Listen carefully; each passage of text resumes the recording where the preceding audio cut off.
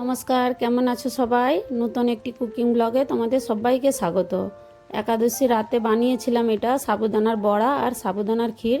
তো দেখো কিভাবে আমি বানাই। আমি প্রথমে বাদামগুলোকে ড্রাই রোস্ট করে নিয়ে একটা থালিয়ে ট্রান্সফার করে তার ছিলকাগুলো সাফ করে নিয়েছি ঠান্ডা হয়ে যেতে দিয়ে। তারপরে দেখো গ্রাইন্ডারে এরকম করে আমি দরদরা পাউডার বানিয়ে নিয়েছি, একদম মিহিন করে নয়, একটু দানা দানা থাকবে। দিয়ে দেখো সাবুদানা নিয়েছি, সাবুদানাগুলো আমি 4 ঘন্টা ভিজিয়ে রেখেছিলাম, সেগুলো আমি ছাঁকনিতে ভালো করে জলটা ছেঁকে নিয়ে শুকনো হয়ে গেছে একবারে। তার সাথে কিছু ধনে পাতা আর একটা কাঁচা লঙ্কা, আদা কুচি আর 2টা আলু সেদ্ধ দিয়েছি। দিয়ে এগুলোকে ভালো করে মাখবো। দিয়ে এর সাথে একটু জিরা দিচ্ছি, গোটা জিরা, আর স্বাদ অনুসার নুন দেবো, সিন্ধা নমক দিয়ে এগুলোকে ভালো করে আমি মেখে নেবো। মেখে নিয়ে এগুলোকে বড়া শেপ দেবো। হাতে একটু তেল নিয়ে নিয়েছি, এগুলো চিটচিটা ভাব হয়ে যাচ্ছে না, ওই জন্য একটু হাতে তেল নিয়ে ভালো করে চ্যাপটা চ্যাপটা করে বড়ার শেপ দিয়ে নেবো। সবগুলোকে এরকম করে বানিয়ে নিয়েছি। দিয়ে গ্যাসেও তেল গরম করতে দিয়েছিলাম, সাদা তেল, বাদাম তেল, একদম গরম হয়ে যাবে, খুব হাই ফ্লেমে রেখে এগুলোকে সব ফ্রাই করে নেবো। দেখো কত সুন্দর হয়েছিল, খেতেও খুব টেস্টি হয়। তোমরা যারা ব্রতহারা করো, উপাসারা থাকলে বানিয়ে এরকম করে খেতে পারো। তারপরে দেখো গ্যাসের উপরে অন্য কড়াই আমি 1 লিটার দুধ নিয়েছি। প্রথমে একটু জল দিলাম যাতে ক্ষীরটা বসে না যায়। তারপরে একটু দুধ তুলে কিছু কেশরের ধাগা আমি ভিজিয়ে দিচ্ছি, আর কিছু ড্রাই ফ্রুট নিয়েছি, কাঠবাদাম নিয়েছি, কাজু নিয়েছি আর পিস্তা নিয়েছি। এগুলোকে ছোটো ছোটো করে কুচিয়ে নেব। নিয়ে দেখো এবারে আমি হাফ বাটিকেও কম সাবু নিয়েছি।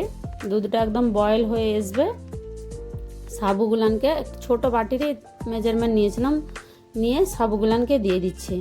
খুব বেশি সাবু দেবো না, কেন সাবু গাঢ়া হয়ে যায় প্রচুর। দিয়ে ড্রাই ফ্রুটসগুলোকেও দিয়ে দিচ্ছি, কেননা ড্রাই ফ্রুটসগুলো আগে থেকে দিলে সফট হয়ে যাবে, ভালো লাগে খেতে, কেননা ঘিয়ে ফ্রাই করিনি না।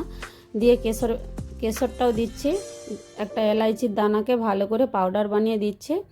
দিয়ে এরকম কন্টিনিউ চালাবো কিছুক্ষণ পরে। তারপরে স্বাদ অনুসার মিষ্টি দিচ্ছি, চিনি দিয়েছি হাফ বাটিকেও কম। দিয়ে ভালো করে সবগুলোকে আমি 5 মিনিট ধরে আরও বয়েল করে নেবো। এরকম দেখো গাঢ়া ভাব হয়ে নিয়েছিলাম, অন্য কিছু ট্রান্সফার করে নিয়ে কড়াইতেই ঠান্ডা করে নিয়েছি। ঠান্ডা পুরো একদম হয়ে যেতে এর সাথে কিছু ফ্রুটস কেটে দিয়েছি, অর্ধেকটা নাশপাতি, অর্ধেকটা অ্যাপল, একটা চিক্কু, একটা কলা, আম হাফটা, আর কিছু বেদানার দানা দিয়েছিলাম। দিয়ে এগুলোকে ভালো করে মেখে আধা ঘন্টা আমি ফ্রিজে রেখে দিলাম। ঠান্ডা হয়ে গেলে এত সুন্দর লাগে খেতে, তোমরা একবার বন্ধুরা বানিয়ে দেখতে পারো, দারুণ হয়। যারা উপাসারা করো এরকম ধরনের বানিয়ে খেয়ে দেখবে, পেটও অনেকক্ষণ ভরা থাকে আর খুব সুন্দরও লাগে খেতে, দারুণ লাগে খেতে। দেখো এরকম করে এগুলোকে সব ফ্রুটসগুলোকে দিয়ে আমি ভালো করে মেখে নেবো চামচে করে। দিয়ে আমি এবারে এটাকে ফ্রিজে রেখে দিয়েছিলাম আধা ঘন্টা। তারপরে আমি একটা বাউলে ট্রান্সফার করে নিয়ে সার্ভ করার জন্যে তারও উপর থেকে কিছুটা আম কেটে দেবো আর কিছু বেদানার দানা দিয়ে বাস হয়ে গেছে আজকে আমার সাবুর ক্ষীর। যদি আজকের ভিডিওটা ভালো লাগে একটা লাইক কমেন্ট শেয়ার অবশ্যই করবে। সবাই ভালো থাকবে, সুস্থ থাকবে। আবার মিলবো নেক্সট ব্লগে নতুন একটি রেসিপির সাথে। ভিডিওটা এখানেই শেষ করছি। পুরো ভিডিওটা দেখার জন্য অসংখ্য ধন্যবাদ।